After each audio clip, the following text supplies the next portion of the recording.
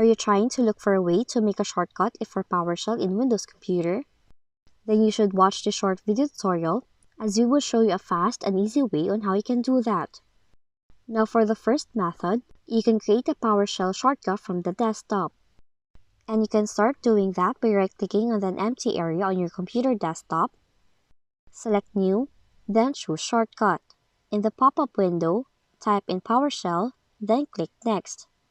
Alternatively, you can also enter the full path to PowerShell,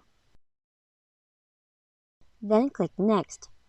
Then you have to enter a name for your PowerShell shortcut, for an example, PowerShell.exe, Windows PowerShell, or others. Now once done, you have to click Finish to create a PowerShell desktop shortcut.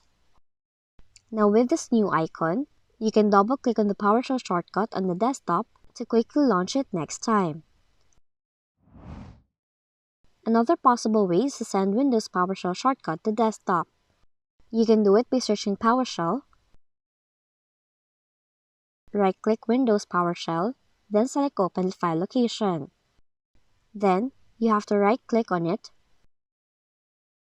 select Send to, choose Desktop, create shortcut.